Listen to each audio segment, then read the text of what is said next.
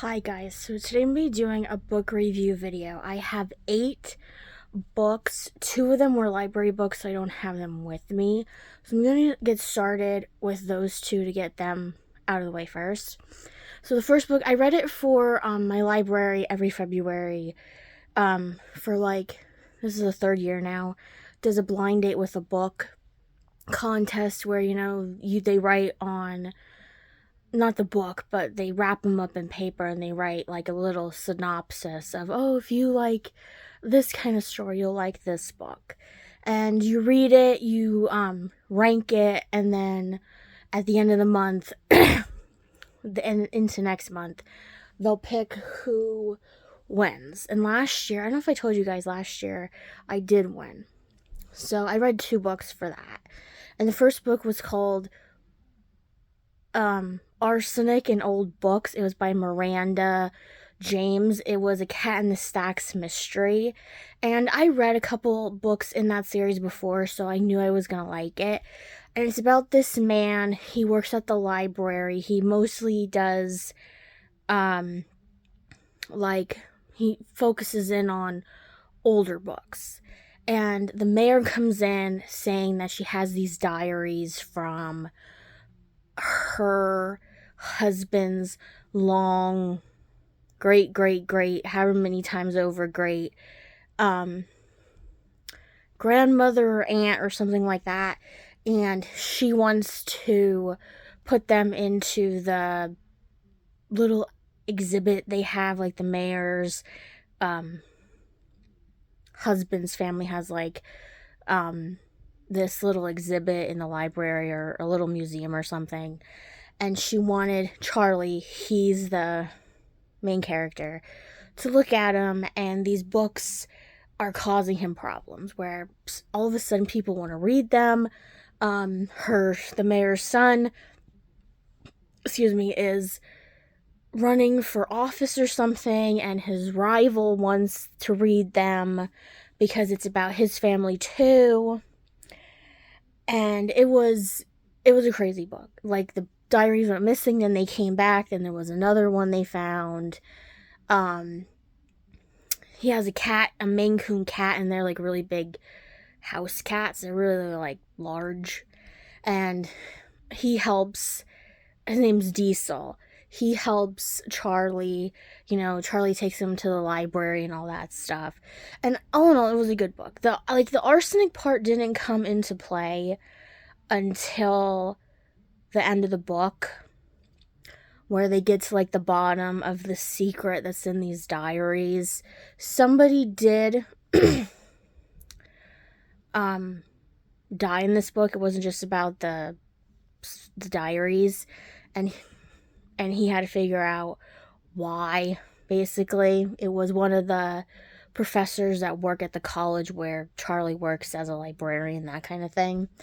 And then the second book was called The Underground Library. It was by Jennifer Ryan, and this book was really, really good.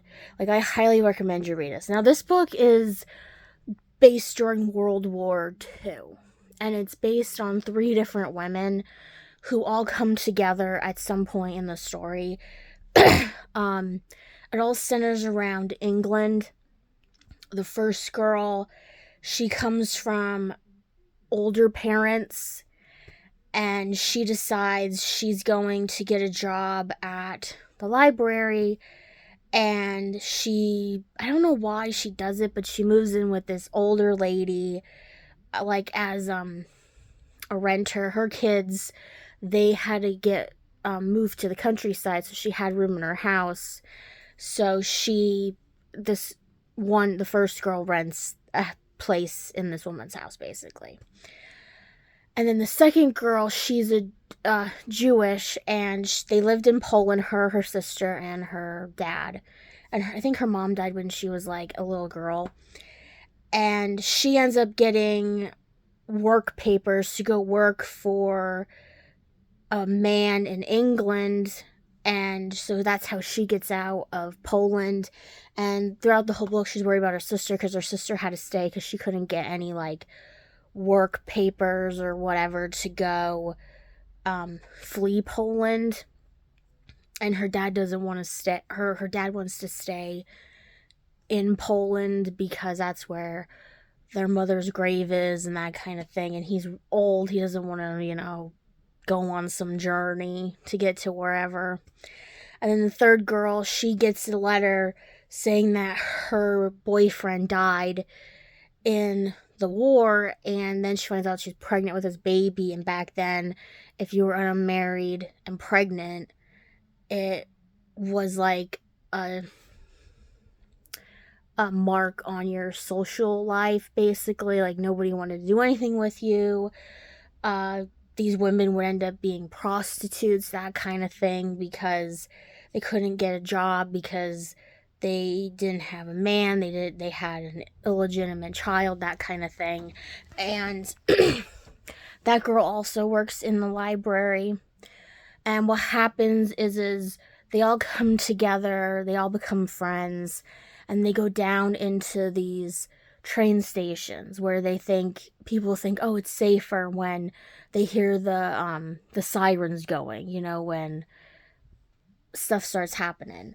And they end up something happens to the library, so they say, hey, why don't we bring the library down into the underground? And that's what they did. And I like the book.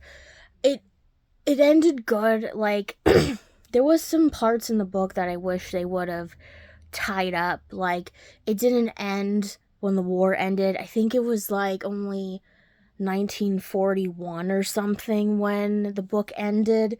So I wanted to know more about what happened, at the end of the war. Like, even if there was like a epilogue that said, oh, they did this or that at the end. So this is a book, they had this for Christmas, where it was kind of like an advent for Christmas, where you could read one story a day towards, I guess, Christmas, or it was the 12 Days of Christmas or something like that.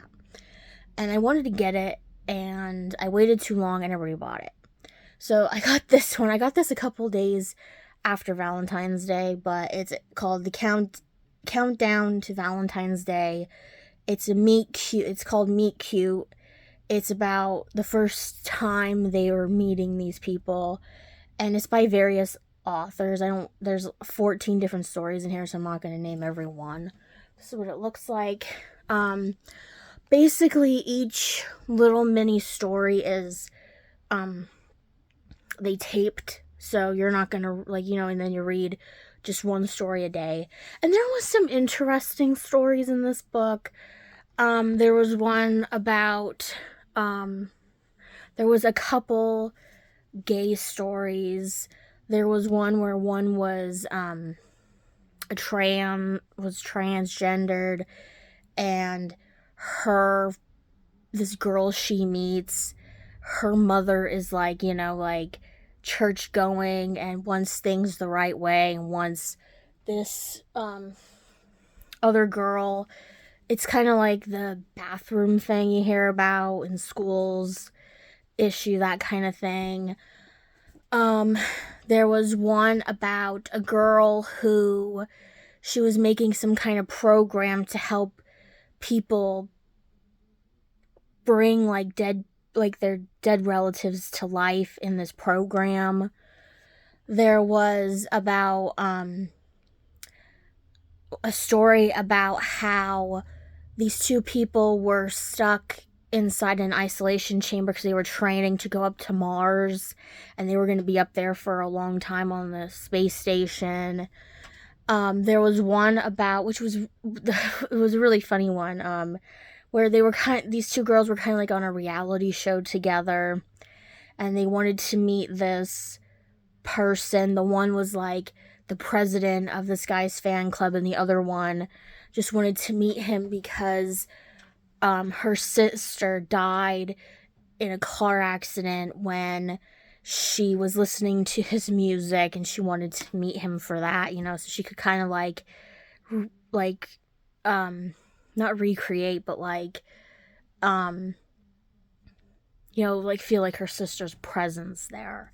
There were all different kinds. There was straight couple books and stories in here too. Now, like, the stories are just like, I don't know if they're just supposed to be short stories or if they're like stories that was gonna lead to a book, like a future book. So some of the stories, like, you're like, well, they ended weird. Well, that's because they're just like little snippets of a story. So this one is a little book. These books, I have another one of these. I should have just read the other one. Because this book only took me a day to read. And they're for like middle school kids because it says it was from a middle school library. This is called Cayman the Gorgon Beast. It's a Beast Quest in the Dark Realm. It's by Adam Blade and it's illustrated by Ezra Tucker. So it looks like this book was only 70 pages. It was only 9 chapters. It's about these two, I guess it's kind of like a sci-fi kind of book. It's about these two, it's about these two heroes, a girl and a boy, and they go on this quest to release these beasts, and then I guess they're gonna go on like their final quest to get these like diamonds or something. I don't know, because I don't have like the whole series. And along the way, when they're trying to rescue this like ice creature, they meet the Gorgon Hound, where if it gets scared, it splits itself into 3 of these hounds. And the main character wants to fight it because it hurt their, I guess it's kind of like a wolf creature. It's kind of like their dog who comes with them, and he wants revenge for it. Plus, he wants to rescue this ice creature. And it was a short book. I mean, it got to the point. It didn't drag anything out. It just was like, hey, we're doing this, we're doing that. Okay, we're going here, we're going to do this, and then, it ended. And I do have another book, like I said, in this series. This one is by Laura Childs. It's Eggs Benedict Arnold. It's a Cackleberry Club mystery. I always call these the egg mysteries because every book is about eggs. I read one, I think it was Eggs in Purgatory or something, but Eggs in Purgatory was actually a thing on their menu, and this isn't. This is what it looks like, and it's about these 3 women who own this, like, little cafe. Like, they're only open for breakfast and lunch. And the one, her husband is still around, but he has Alzheimer's. And I think the other 2, their husbands both died a while ago. And what ends up happening is Suzanne and one of the other ladies are helping out with this fundraiser, and Suzanne goes to the funeral director's place of business, and she finds him dead on one of his tables. And she has to figure out what happened. And all involved in the story, there's this like romance author that's a real diva in the book. It's kind of like, it's not all serious all the time. It's mostly funny kind of thing. There's a taser and a flashlight that the one girl's boyfriend or husband has, who only the one husband's dead, because the other girl's, she's trying to divorce her husband because he's one of those like people that like are kind of like people you don't want, like your friends tell you don't like a toxic relationship, or your friends are like, don't be with this person, but you end up being with this person anyway. And she gets that flashlight from him, and that comes into play later in the story. I just like these books. I thought this book was better. The one I say, this girl, this author writes a couple different mystery series, and the one I really don't like is the tea shop ones. I don't know why, I just don't like them.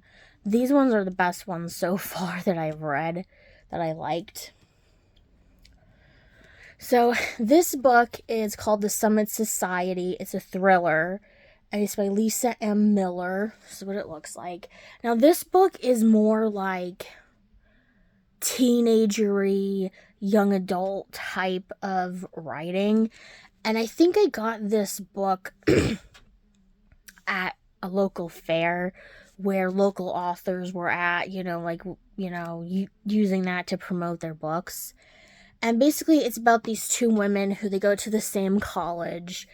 And this college, when you're a senior, they pick certain people to be part of this secret society that nobody knows anything about, only that once you're in it, you become like rich beyond your wildest dreams, that kind of thing. And you get like the best jobs, you get the best wives or husbands, you get the best houses, that kind of thing. And these two girls have to do these tasks to get into the society. And they do, and when they get to the third task, that's when things start changing. And the one girl is like, hey, this is weird, and we need to figure out what's going on. So the one girl's basically like, let's forget that, let's just get into this society. And the other girl's like, I need to know what's going on before I'm like, okay, I will stay in this society. And like I said, it was written in like teenager / young adult kind of wording. This book is called Let's Play Dead. It's a museum mystery. It's by Sheila Connolly. It's, I think I read a story or a book in this series before, but it was about a fire truck. And Sheila Connolly, she writes a couple different mystery books. She writes this one. I know she writes one that's centered around like an apple orchard, and I think there's another one, but I can't remember what it was. But this is what it looks like. And it's about this woman named Nell. She runs the Philadelphia